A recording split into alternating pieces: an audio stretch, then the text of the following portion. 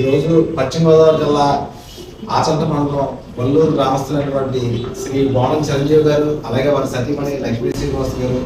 అలాగే వారి అబ్బాయి బోనం పాదసారథి గారు, వారి కోడలు అంజనీదేవి గారు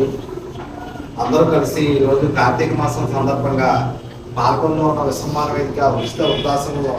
ఆదరణలేని వృద్ధులకు భోజనాలు ఏర్పాటు చేశారు. వారే స్వయంగా వండి తీసుకొచ్చారు. అయితే వారి కుటుంబం ఎల్లప్పుడూ మంచి విజయాల వైపు ఆయుర ఆరోగ్యాలతో ఉన్నారని చెప్పి వృద్ధుల తరపు నుంచి, విద్యార్థం పెద్దల తరపు నుంచి, విశ్వమాన వేదిక అధ్యక్షులు మల్లు సురేష్ గారి తరపు నుంచి, విశ్వమాన వేదిక టీవీ తరపు నుంచి, అందరి తరపు నుంచి కూడా ప్రత్యేక ధన్యవాదాలు తెలియజేస్తూ భోజనాలు ఏర్పాటు చేసినందుకు బోనం చిరంజీవి గారికి, వారి సతీమణి లక్ష్మీ శ్రీనివాస్ గారికి, అలాగే వారి కుటుంబ సభ్యులకి